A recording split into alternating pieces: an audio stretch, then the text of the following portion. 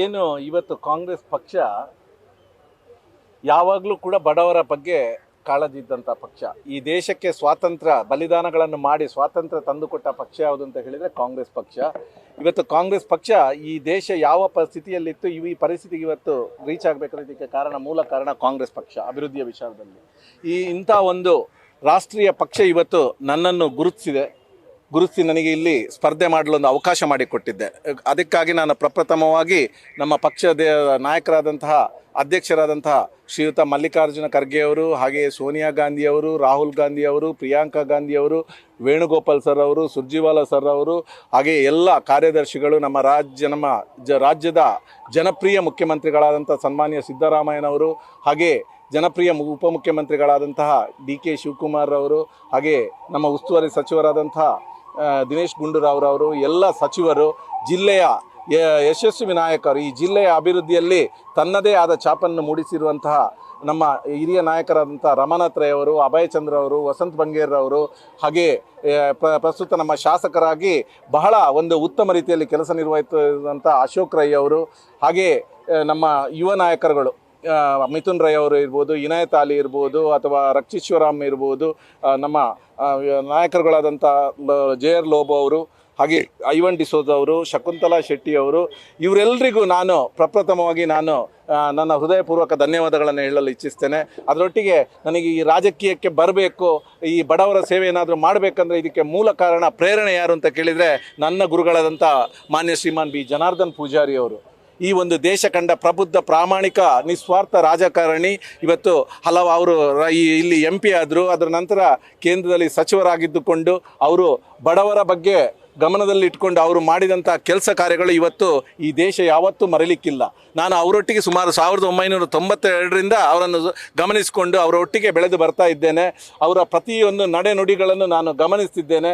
ಅವರಿಗೆ ಬಡವರ ಬಗ್ಗೆ ಅವರಲ್ಲಿದ್ದಂಥ ಕಾಳಜಿ, ಹಾಗೆಯೇ ಅವರು ಬಡವರ ಒಂದು ಸಮಸ್ಯೆಗಳು ಅವರಲ್ಲಿ ಇಟ್ಕೊಂಡು ಬಂದಾಗ ಯಾವ ರೀತಿ ಸ್ಪಂದಿಸ್ತಿದ್ರು, ಇದನ್ನೆಲ್ಲ ನಾನು ಆದರ್ಶವಾಗಿ ಇಟ್ಕೊಂಡು ನನಗೆ ರಾಜಕೀಯಕ್ಕೆ ಬಂದರೆ ಖಂಡಿತವಾಗ್ಲೂ ಈ ಸಮಾಜದಲ್ಲಿ ಇರುವಂತಹ ಅಶಕ್ತರ ಒಂದು ಕಣ್ಣೊರೆಸುವಂಥ ಕೆಲಸ ಮಾಡಲಿಕ್ಕೆ ಖಂಡಿತ ಸಾಧ್ಯ ಇದೆ ಅನ್ನುವಂಥ ವಿಚಾರವನ್ನು ಇಟ್ಕೊಂಡು ನಾನು ಬಂದಿದ್ದೇನೆ.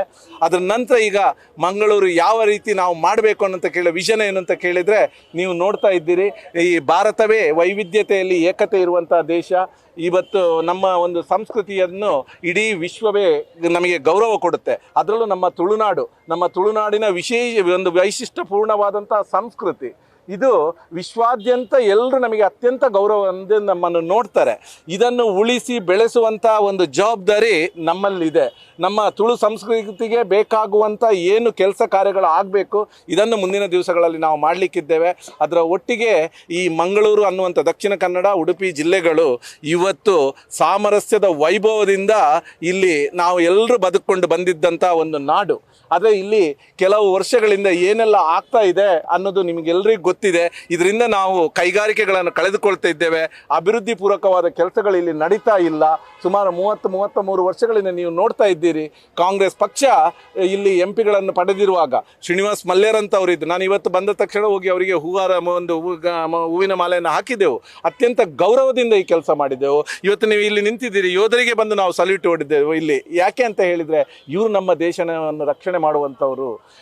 ಶ್ರೀನಿವಾಸ್ ಮಲ್ಯ ಅಂತವರು, KK ಶೆಟ್ಟಿ ಅಂತವರು, ಜನಾರ್ದನ್ ಪೂಜಾರಿ ಅಂತವರು, ಅವರು ಈ ಜಿಲ್ಲೆಗೆ ಕೊಟ್ಟಂತಹ ಒಂದು ಪ್ರಾಜೆಕ್ಟ್ಗಳು ಏನಿದೆ, ಇವತ್ತು ಏರ್ಪೋರ್ಟ್ ಆಗಿರ್ಬೋದು, ರೈಲ್ವೆ ಸ್ಟೇಷನ್ ಆಗಿರ್ಬೋದು, MRPL ಆಗಿರ್ಬೋದು, MCF ಆಗಿರ್ಬೋದು, ಕುದುರೆಮುಖ KOCL ಆಗಿರ್ಬೋದು, KREC ಆಗಿರ್ಬೋದು, ಈ ಒಂದು ಪ್ರತಿಯೊಂದು ಯೋಜನೆಗಳು ಇದು ಯಾವ ಕಾಲದಲ್ಲಿ ಬಂದಿದೆ ಅಂತ ಹೇಳಿದರೆ, ಇಲ್ಲಿ ದಕ್ಷಿಣ ಕನ್ನಡದಲ್ಲಿ ಕಾಂಗ್ರೆಸ್ MP ಇರುವಂಥದ್ದು. ಇದನ್ನು ನಾವು ಎದೆ ತಟ್ಟಿ ಹೇಳ್ತೇವೆ.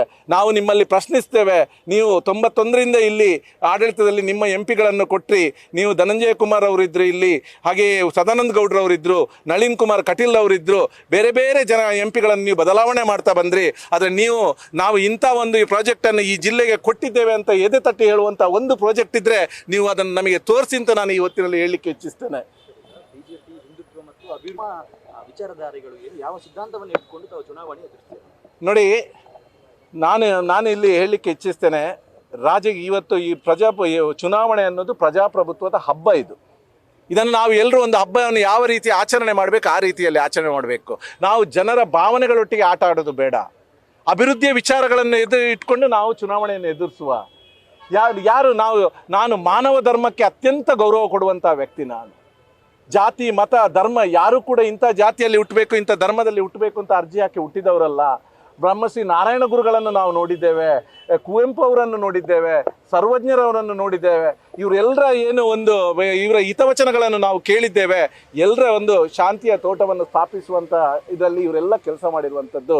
ಇದೆಲ್ಲ ನಮಗೆ ಪ್ರೇರಣೆ ಆಗಬೇಕೇ ಹೊರತು ನೀನು ಆ ಜಾತಿಗೆ ಸೇರಿದವನು, ನೀನು ಈ ಜಾತಿಗೆ ಸೇರಿದವನು, ನೀನು ಆ ಧರ್ಮಕ್ಕೆ ಸೇರಿದವನು, ಈ ಧರ್ಮಕ್ಕೆ ಸೇರಿದ ಅನ್ನೋದು ಇದಲ್ಲ. ಈ ವಿಚಾರವನ್ನು ನಾವು ಜನರ ಮುಂದೆ ಇಟ್ಕೊಂಡು ಹೋಗೋದು ಬೇಡ. ನಾವೆಲ್ಲರೂ ದೇವರ ಮಕ್ಕಳು. ನಾವು ಯಾರೂ ಅರ್ಜಿ ಹಾಕಿ ಇಂಥ ಧರ್ಮದಲ್ಲಿ ಇಂಥ ಹುಟ್ಟಿಲ್ಲ.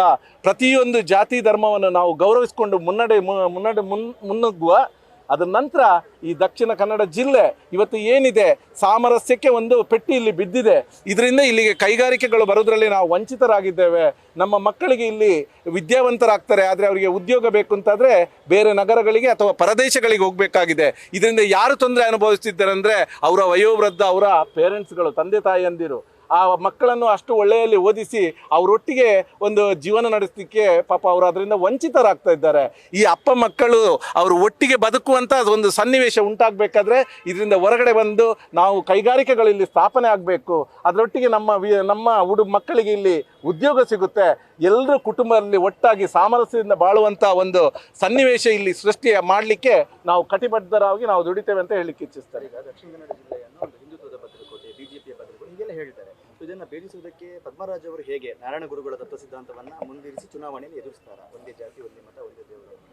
ನೋಡಿ, ಈ ಭದ್ರಕೋಟೆ ಎಲ್ಲ ನೀವು ಹೇಳ್ತಾ ಇದ್ದೀರಿ, ಇದು ಯಾವ ಮಾತನ್ನು ನಾನು ಹೇಳ್ತಾ ಇಲ್ಲ. ಇದು ಯಾರದ್ದು ಭದ್ರಕೋಟೆಯೂ ಅಲ್ಲ. ಅರ್ಥ ಆಯ್ತಲ್ಲ?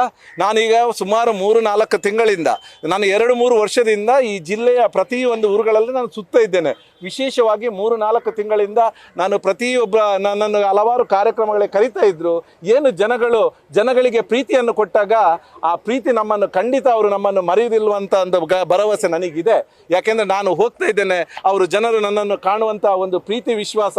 ಬಹುಶಃ ಪದ್ಮರಾಜ್ ಇವತ್ತು ಜೀವನದಲ್ಲಿ ಏನಾದರೂ ಸಂಪಾದನೆ ಮಾಡಿದ್ದಾರಂದರೆ ಅದು ಜನಗಳ ಪ್ರೀತಿ ವಿಶ್ವಾಸ ಮಾತ್ರ. ನಾನು ದೇವರಲ್ಲಿ ಕೂಡ ಪ್ರಥಮವಾಗಿ ಹೋದಾಗ ಆ ದೇವರಲ್ಲಿ ಪ್ರಾರ್ಥನೆ ಮಾಡ್ಕೊಳ್ಳೋದು ಇಷ್ಟೇ, ಜನಗಳು ನನ್ನ ಮೇಲೆ ಇಟ್ಟಿರುವಂಥ ಪ್ರೀತಿ ವಿಶ್ವಾಸಗಳನ್ನು ಉಳಿಸಿಕೊಳ್ಳುವಂಥ ಒಂದು ಶಕ್ತಿ ನನಗೆ ಕೊಡಪ್ಪ ಅಂತೇಳಿ ನಾನು ದೇವರಲ್ಲಿ ಪ್ರಾರ್ಥನೆ ಮಾಡುವಂಥದ್ದು.